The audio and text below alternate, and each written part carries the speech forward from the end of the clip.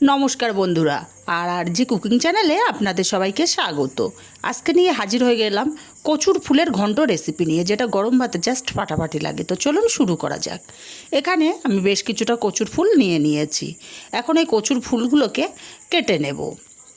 আমি এখানে কচুর ফুলগুলো কেটে নিচ্ছি, বেশ কিছুটা সরিয়ে রেখে তারপরে কেটে নেব। এইভাবে নীল অংশটা বাদ দিয়ে কচুর ফুলের ভেতরে যে সরু পেনের মতো আছে, পেনের মতো অংশগুলো বাদ দিয়ে দিতে হবে। তারপর ছোট ছোট টুকরো করে কচুর ফুলগুলোকে কেটে নেব। আর একইভাবে সব কচুর ফুলগুলো আমি কেটে নিয়েছি। কচুর ফুলগুলো কেটে রেডি করে নিয়েছি। এখন একটা কড়াই উনুনে বসিয়ে দিয়ে দেব বেশ কিছুটা জল। জলটা যখন টকবক করে ফুটতে শুরু করবে, তখন এখানে কচুর ফুলগুলোকে দিয়ে দিলাম।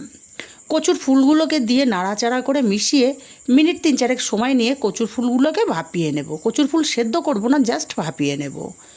মিনিট 4 সময় নিয়ে কচুর ফুলগুলোকে ভাপিয়ে নিয়েছি। এখন নামিয়ে জল ঝরিয়ে নেব। আবারও কড়াই বসিয়ে গরম করে দিয়ে দেব এখানে 3 চামচ পরিমাণে তেল।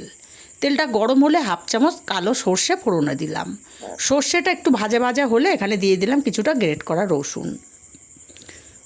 রসুনটাকে নাড়াচাড়া করে একটু লাল লাল করে ভেজে নিয়েছি। এখন এখানে দিয়ে দেব পেঁয়াজ কুচি, আর দেব ঝালের জন্য কয়েকটা চেরা কাঁচা লঙ্কা। এগুলোকেও নাড়াচাড়া করে বেশ লাল লাল করে ভেজে নিতে হবে। লাল লাল করে ভাজা হয়ে গেলে এখানে দিয়ে দেব ভাপিয়ে নেওয়া কচুর ফুলগুলো। এখন কচুর ফুলগুলোকে দিয়ে এইভাবে নাড়াচাড়া করে অনবরত আমি মিনিট 3-4 সময় নিয়ে রান্না করে নেব, বা কষিয়ে নেব, বা ভেজে নেব, যেটাই বলতে পারেন। মিনিট 3-4 সময় নিয়ে ভেজে নেওয়ার পর এখানে 1/2 চামচ হলুদ, 1/2 চামচ লঙ্কার গুঁড়ো আর স্বাদ মতো লবণ দিয়ে দিলাম। লবণ, হলুদ, লঙ্কার গুঁড়োটাকে দিয়ে খুব ভালো করে নাড়াচাড়া করে মিশিয়ে আরও 5 মিনিট এইভাবে নাড়াচাড়া করে আমি রান্না করে নিয়েছি। এখন কচুর ফুলগুলো কিন্তু অনেকটাই কমে গেছে। এই পর্যায়ে দিয়ে দেব 1/2 চামচ চিনি। চিনিটা যে পছন্দ করেন সে দেবেন, না পছন্দ করলে নাও দিতে পারেন। চিনিটাকে দিয়ে আরও মিনিট 2 এভাবে নাড়াচাড়া করে রান্না করে নিয়েছি। এখন এখানে দিয়ে দেব লেবুর রস। আমি 2 টুকরো পাতিলেবু নিয়েছি। এই লেবুর রসটা দিলে কচুর ফুল যদি গলা চুলকোয় সেটা কিন্তু চুলকোবে না। অবশ্যই লেবুর রসটা দেওয়ার চেষ্টা করবেন। লেবুর রসটা সম্পূর্ণ দিয়ে দিয়েছি। এখন নাড়াচাড়া করে খুব ভালো করে মিশিয়ে আরও 1 মিনিট এইভাবে রান্না করে নিয়েছি।